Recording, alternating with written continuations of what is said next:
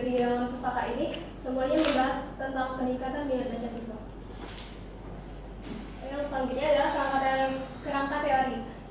Dari penelitian ini, tentunya kerangka teorinya adalah strategi komunitas minat baca.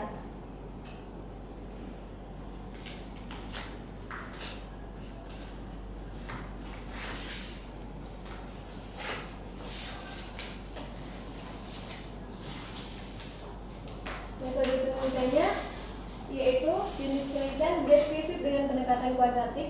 Lokasi penelitian ini dilakukan di rumah komunitas kawan cerdas berada di Jalan Ratu, Sianum nomor 664, Haji Umar, RT 19, RW 4, Kecamatan Ilir Timur 2, Kota Palembang, Sumatera Selatan. Sumber data primer dan data sekunder. Teknik pengumpulan data, observasi, wawancara, dokumentasi. Informannya adalah 5 orang anggota aktif yang mengurus komunitas kawan cerdas Palembang.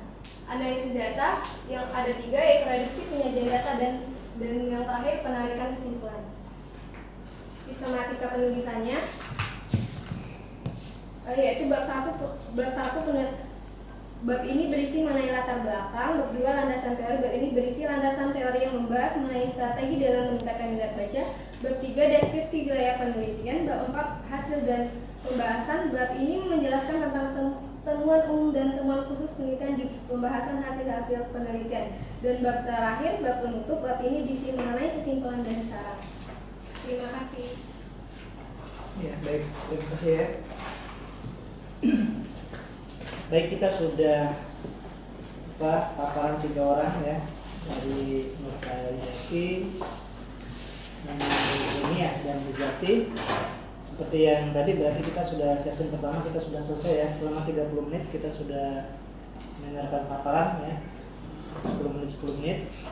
Berikutnya kita ada waktu 30 menit ya, jadi kurang lebih 30 menit kita akan selesaikan. Ketiga-tiganya akan silakan nanti ke depan ya.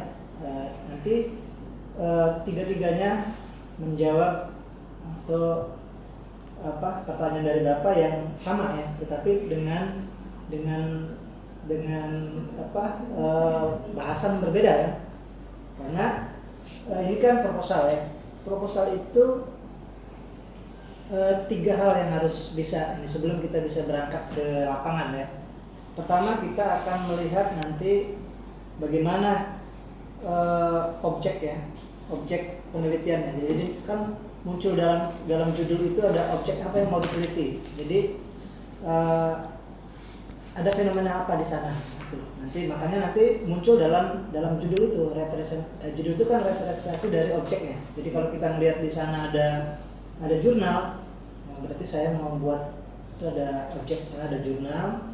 Kemudian mungkin pengarangnya akan saya teliti gitu kan. Nah, itu kan sudah kita punya mau merepresentasikan judul, berarti nanti seperti Mijati ini kan misalnya Nurfaida ya. Jadi akan menganalisis produktivitas. Jadi kita sudah dapat tuh ada fenomena yang di sana ada itu. Nah, itu satu ya. Karena kita sudah dapat judul nanti bisa berubah.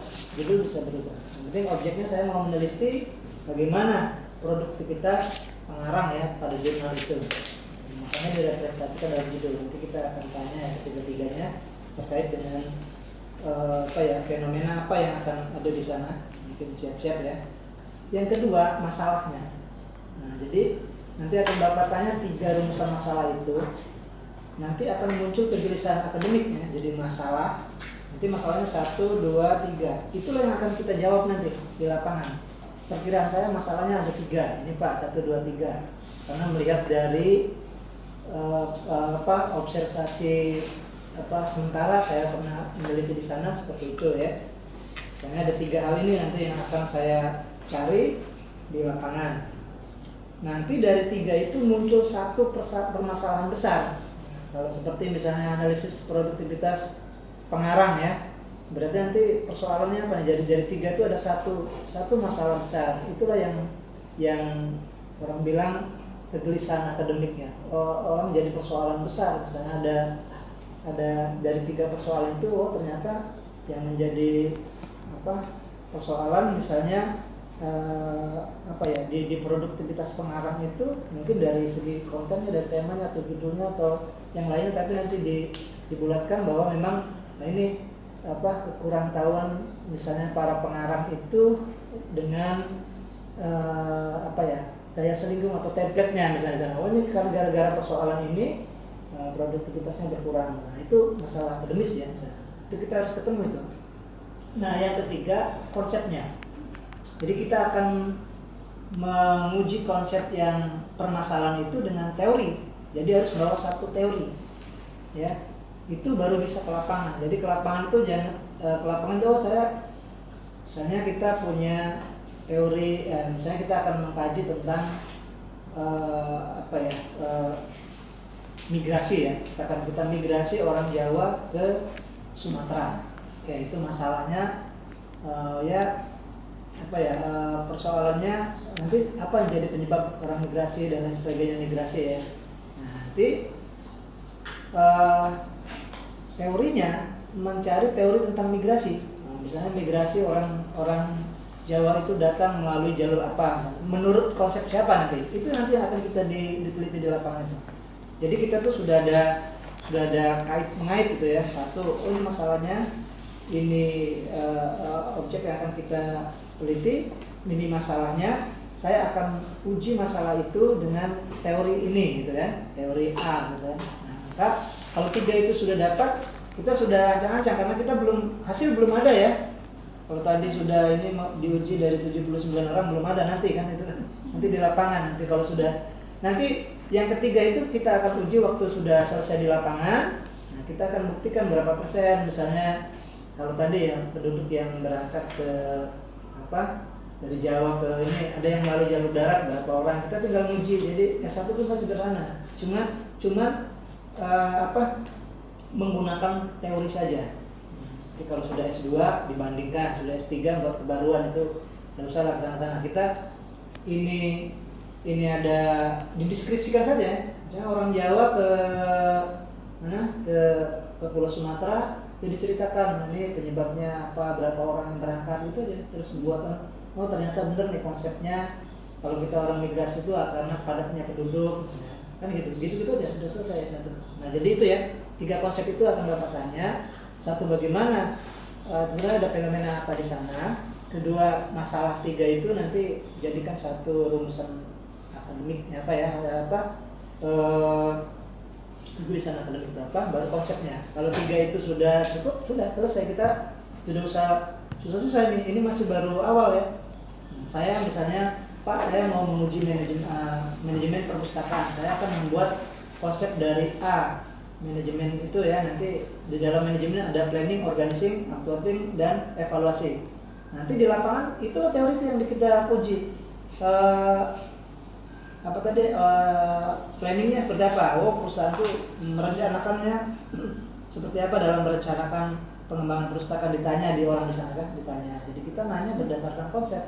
Jadi kita tidak begitu mau ke lapangan. Nah, kalau belum ada konsep, tidak jelas kita mau ngapain gitu kan di sana kan. Ada judul ini, nanti ngambil data-data yang tidak ada masuk di sini. Jadi kita tidak perlu yang lain kan data kan banyak di perpustakaan ya. Kalau misalnya seperti di jurnal itu kalau kita lihat persoalannya banyak, tapi yang kita mau kaji pengarangnya saja misalnya. Berapa disitasinya yang produktif kan, gitu aja yang kita cari sesuai dengan konsep yang ada. Ini gambaran umumnya ya. Jadi sekaligus sebagai nanti jadi renungan untuk dalam proposal itu ya. Jadi ada dua, pertama kontennya ya, isi apa itu yang ada di dalam proposal. Yang kedua nanti kalau tekniknya kita sambil bimbingan bisa salah ketik salah apa itu bisa diperbaiki ya, misalnya metode penelitiannya apa. Tapi yang lebih utama itu tiga hal itu. Objek yang mau ditelitinya ada ya. Kalau berbicara jurnalnya ada. Nanti Bapak uji juga tuh, ada nggak di jurnalnya ini online apa tidak. Kalau tidak ada, batal itu kan. Nggak ada nih nurani ini sebenarnya. Ada Pak, mana buktinya? Ini ada. Terus sudah oke. Objeknya sudah ada gitu kan. Terus kemudian persoalannya apa misalnya di sana. Nanti kita bisa lihat, nelusur secara ini kan, apa menjadi permasalahan orang membuat jurnal, misalnya memproduksi tulisan misalnya. Baru terakhir, nah dalam konsep menganalisis produktivitas, nah harusnya sudah punya konsep orang nih. Misalnya konsepnya bukan hanya dari perpustakaan, nggak apa-apa. Produktivitas, orang produktif itu konsepnya apa? Nanti cari di sumber buku apa. Misalnya menurut si A, orang konsep produktivitas itu, kalau tadi kan sudah ada tuh Lotka, T-nya di depan ya. Itu, nah dari situ itu bisa saja nanti kita, berarti kan sudah ada tanda-tanda bahwa kita nanti mengujinya dengan konsep itu kan. Iya. Itu sudah dimasukkan di dalam judul. Nah, itu malah lebih mudah itu.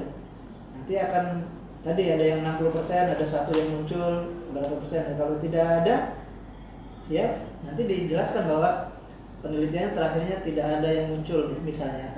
Tapi nguji teori itu kan, konsep itu. Nah itu sementaranya ya. Oke, sekarang silakan tiga-tiganya di sini. Ya, 3 hal itu ya dalam waktu kita 1 menit harus bisa menjelaskan ke Bapak, ini Pak, saya mau kaji objeknya ini. Nanti di lapangan itu berdasarkan pengamatan saya ada ini Pak, ini persoalan-persoalannya muncul ada ini. Dan satu hal yang menjadi kegelisahan akademik saya Pak, ingin menguji itu. Ini kan nanti untuk dijelaskan kepada orang kan. Jadi ini kan karena masih proposal ya. Oke, silakan. Nah, Nur Paidati, kemudian boleh kiri kanan ya, Zati, dan satu lagi Ani ya. Oke, sekarang kelihatan nggak maju dikit ini? Nah, ya oke. Yang Nur Paidati. Nah, ya oke. Kita kan mengambil analisis produktivitas pengarang pada jurnal Nurani ya, tahun 2016 sampai 2020 dengan kajian hukum Lotka. Nah ini bisa ngambil judul ini sebenarnya ada fenomena apa di sana, ada yang menariknya itu apa? Coba silakan. Saya akan mencoba menjawab kenapa saya tertarik dengan judul ini, yaitu karena semakin berkembangnya ilmu pengetahuan dan teknologi mengakibatkan sumber informasi kini tersedia dalam berbagai bentuk dan melimpah ruah.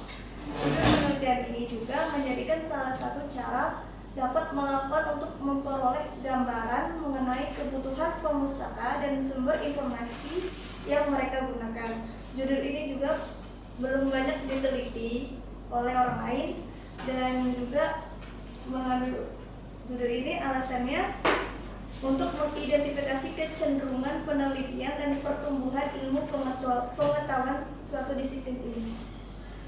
Oke, ini kan di jurnal ya. Nah di jurnal kita akan menganalisis produktivitas itu kan di jurnal kan ada jurnal-jurnalnya itu ya. Buku-buku yang menjadi daftar pustakanya atau jurnalnya? Jurnalnya Pak. Oke, gini jurnalnya. Misalnya gini, Bapak nulis jurnal adaptasi pustakawan, kemudian Bapak mengutip misalnya dari buku Sulistyo Basuki, di bawahnya berarti kan ada karangan orang itu, di bawahnya bukunya. Itu yang diambil datanya ataukah jurnalnya? Ininya, pengarang artikelnya. Mau pengarang artikel, berarti analisis produktivitas pengarang penulis ya, penulis jurnal ini ya. Penulis jurnal atau pengarang? Ya pengarang sama. Kalau buku kan pengarang, ini penulis jurnal berarti kan penulis jurnal ya. Artikel jurnal ya. Dari beberapa analisis produktivitas penulis ya, penulis jurnal atau pengarang ya. Kalau biasanya kalau jurnal itu ya antara pengarang atau penulis ya. Penulis orang kalau bilang ya penulis jurnal gitu ya. Ya silakan aja, asal bisa dipertanggungjawabkan nih pengarang ini buku apa, makanya kata Bapak buku apa jurnal gitu ya. Buku apa jurnal? Kalau buku berarti kan ada jurnal, tulisan jurnal orang, di dalamnya ada tulisan buku-buku orang, itu kan pengarang buku. Artikelnya berarti penulis jurnal ya. Itu artikel yang ada di jurnal Nurani. Misalnya Bapak nulis di Nurani, berarti Bapak ya.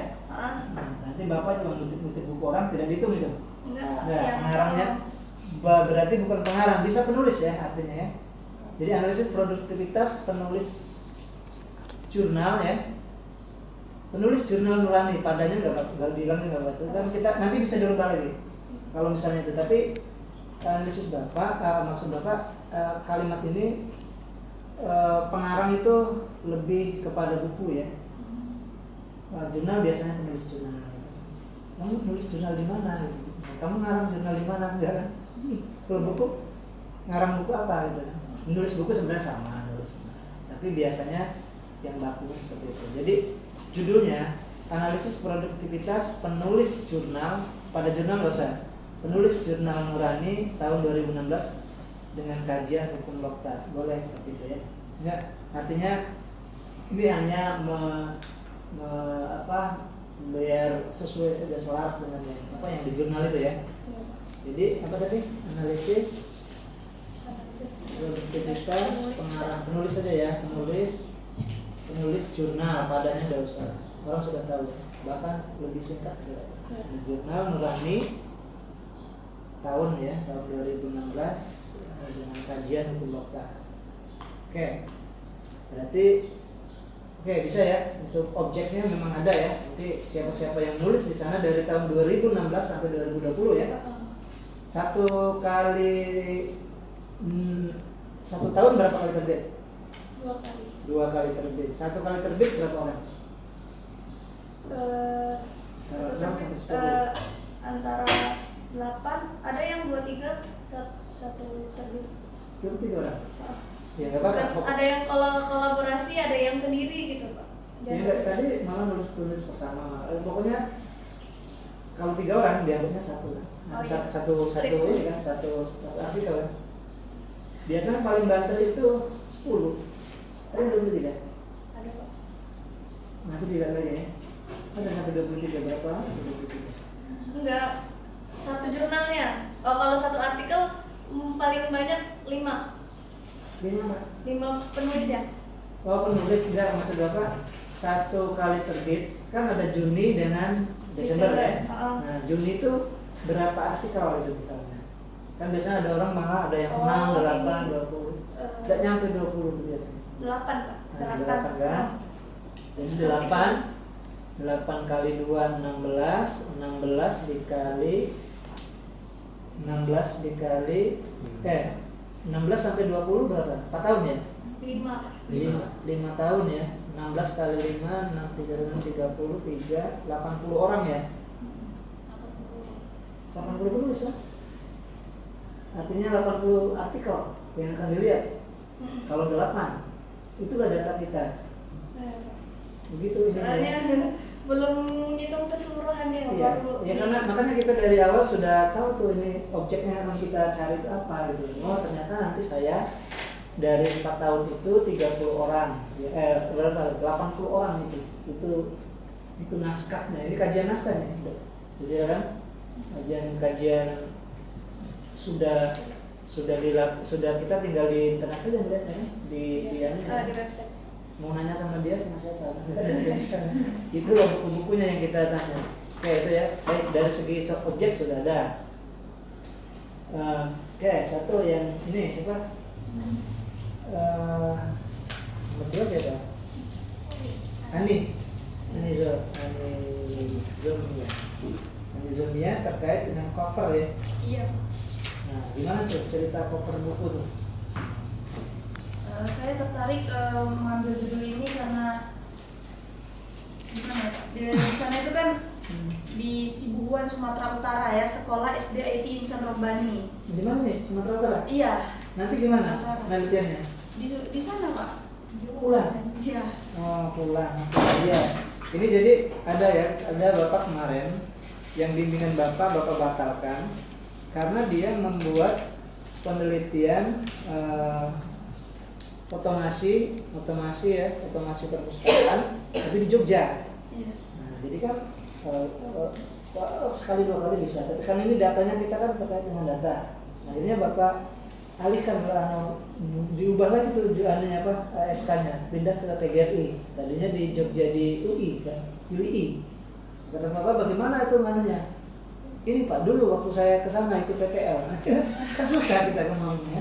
Kecuali kalau memang pulang ke sana ya. ambil data, kemudian kita perbaiki dengan konsekuensi itu. Ke Medan berapa jam? 2 hari Pak. 2 hari ya. Kalau naik bis. Naik jet, naik pesawat, Naik pesawat nggak? Iya. Naik pesawat 2 jam, 3 jam, 2 jam paling ya. Iya. Oke, dari tempat tidak jadi persoalan ini.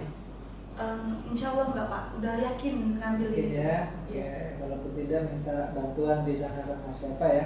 Tapi yang jelas karena memang domisili di sana, keluarga di sana, orang tua ya. Saya asal sana. Ya, tapi di sini kan ini. Iya. Kontrak aja misalnya ini ya. Jadi kontraktor kayak kontrak ya. Iya. Kemudian balik lagi ya. Oke, dari tempat ini ya. Mudah-mudahan tidak jadi persoalan gitu. Kalau meyakinkan kita gitu kan. Kalau yang Bapak kemarin Bapak batalkan itu karena tidak yakin kan. Nanti datanya gimana? Ya pokoknya ada Pak katanya. Itu tidak bisa kita ada seperti itu ya, begitu ya. Kalau pulang ke sana ambil data baru kerjakan di sini. Oke, cover buku ya. Nah silakan itu. Kenapa tuh? Saya tertarik karena di SDIT Insan Robani ini termasuk sekolah pilihan Pak. Jadi saya tertarik bagaimana minat baca anak-anak di sana, apakah berpengaruh dari cover buku. Apakah cover buku itu berpengaruh bagi minat baca anak-anak di sana gitu Pak? Oke, konsepnya hukum Mekah. Konsepnya ya silakan Pak Sekretaris Kredit Pak Roni. Kami udah duluan. Jadi aja Pak. Oke, baik gitu ya. Jadi pengaruh ya. Iya Pak. Oke, pengaruh cover buku dalam meningkatkan karena di SD itu SDIT itu ya. Nah, IT apa IT? iya. Ragu. SDIT. SDIT ya, bukan Iya. IT ya. Itu teknologi. SDIT itu SDIT yang apa ya diunggulkan gitu ya. Oke, cover bukunya itu tadi ya Bapak sudah ulang lagi tadi, ini kan tempatnya di Sumatera nih Pak Nis ya. Jadi Bapak juga saya juga sempat nanyakan ini. Nanti kan kita mau neliti kalau memang domisili sana ya silakan. Kayak kemarin yang bimbingan saya di Jogja, di UI, saya alihkan ke tempatnya ke sini karena waktu tanya dia tidak pernah ke sana, gimana? Iya. Waktu PPL saja katanya nggak bisa. Bisa, sama Bisa. sama. Ya, yang di skripsinya aku nggak lulus malah. Iya, kita batalkan. Datanya hoax. Ada hal-hal kecil seperti itu ya. Sama seperti sering Bapak sampaikan misalnya menguji pustakawan di Muhammadiyah gitu kan. Tidak ada pustakawannya, pengelola pustakaan kan. Batal gitu kan. Sama seperti ini tadi kan kata kita ke sana ternyata tidak sana. Oke itu ya. Oke dari segi objek akan mengkaji cover buku ya. Iya. Cover buku itu kan selembar ya. Nah ya nanti juga kita mungkin pakai teknik apa ya supaya yang selembar itu bisa menarik orang kan. Nanti pakai pengaruh ya. Berarti konsepnya pengaruh, cari nanti ya nanti di konsep ya konsep pengaruhnya siapa. Oke baik, itu kita baru judul ya. Itu masih pengaruh cover buku dalam meningkatkan minat baca siswa di perpustakaan SDIT Insan Robani Sibuhan Sumatera Utara. Oke ya, judul bisa berubah dalam perjalanan, tapi intinya objek yang kita akan pelajari itu ya soal cover book. Kemungkinan dalam perjalanan bisa saja berubah nanti kalau menemukan ini ya, tapi sementara itu ya. Oke, judul ya masih tidak ada perubahan ya. Kalau tadi kita sempat berubah ya pengarang karena dia jurnal, pengarang penulis ya punya siapa? Nur Faidati. Oke, satu lagi. 3 pertanyaan ya, ini 3 pertanyaan, ini 1. Kemudian Mizati, oke, ngambil judul strategi apa tuh? Strategi komunitas kawan cerdas dalam meningkatkan minat baca anak-anak pada kegiatan pasar gratis di Palembang ya. Seperti sama dengan seperti yang lain. Awal itu kan kita pengen tahu objek yang mau ditelitinya apa gitu kan, terus ngambil judul itu kan karena memang ada fenomena di sana gitu kan. Nah, itu mungkin bisa ceritakan dulu ya. Jadi jangan sampai asal ambil judul saja kita tidak tahu nanti ada nggak kawan cerdas, komunitas kawan cerdas itu ada nggak misalnya. Kalau misalnya tidak ada, itu kan mungkin sudah mini riset dulu, sudah pernah nanya di sana Pak siapa ini, jika perlu ditanya legal tidak gitu kan. Nanti tempat orang nongkrong saja dia buat ini, jika perlu ditanya nih punya apa ya, kalau kita ada lembaga masyarakat kan ada perizinan dan lain-lainnya gitu. Kalau sedetail itu ya, artinya kan jangan sampai kita cerita komunitas kawan cerdas ternyata tidak ada di sana, ya itu berarti kita bohong juga, dari tempat yang bohong. Ya silakan, gimana? Jadi pasar gratis Palembang itu ada di 7 Hulu. Ini adalah kegiatan rutin, tapi harinya bisa berubah. Ada di 7 Hulu, tapi tempatnya juga bisa berubah, Pak. Jadi saya itu mengikuti kegiatan pasar gratis. Jadi tapi dalam di sana mengorganisir gambar, dan ternyata di sana ada juga teman-teman kawan cerdas mengolah pojok baca. Jadi saya mengolah kegiatan menggambar, ada anak-anaknya. Jadi teman-teman di sana ternyata dari komunitas kawan cerdas mengolah buku untuk meningkatkan minat baca di sana. Jadi pertama-tama awal-awal anak-anak itu tidak tertarik terhadap buku yang ada di lapangan komunitas kawan cerdas ini. Tapi seiring berjalannya waktu, anak-anak ini mulai ada yang minat membaca, mulai tanya-tanya tentang mana nih Kak ini lapangan bacanya, mau baca. Terus bukan hanya anak-anak juga, tapi ternyata ada orang-orang dewasa, tapi lebih ke anak-anak aja objeknya untuk data-datanya. Ini pasar kaget ya, maksudnya kan sekali-sekali tempat, enggak? Pasarnya udah tetap nggak? Iya, tetap. Tetap di situ lah. Di pasar itu setiap Jumat bisa. ada, Iya, Jumat, setiap Jumat. Sampai sekarang masih nggak? Masih. Benar. Iya. Jadi ke pasarnya nggak ada lagi. Jadi itu kegiatannya. Karena itu dulu yang penting kita. Ada baju gratis untuk anak-anak jalanan, Pak. Baju Jalanan, gratis, ya. ada tempat, ada cukur. Siapa tadi pimpinannya? Reza Maulana. Reza Maulana ya. Orang mana tuh? Orang Palembang. Palembang. Belum pernah kenal? Tahu? Kenal. Kenal, ya. Setelah kegiatannya kan udah setahun lebih. Oh pernah ikut sana? Sering Mbak, sering ikut sana. Terus tanya, ini yang ngorganisir siapa? Komunitas kawan cerdas. Ini yang mendirikannya siapa? Reza Maulana. Terus kenalan dan sering komunikasi juga kadang-kadang. Oke, Bapak hanya nanya yang mau diteliti itu memang ada di situ ya. Iya Pak. Kawan cerdas. Jadi kalau secara umum tadi kan komunitas kawan cerdas, di bawahnya minat baca. Kalau mau kita konsepkan ya, minat baca, kawan cerdas, minat baca, strategi ya. Nah, strategi juga nanti, konsep strategi bagaimana meningkatkan minat baca nanti sebagai objek yang diteliti di tempat kawan cerdas itu ya, komunitas kawan cerdas. Oke, baik, dari 3 ini dari tempat sudah bisa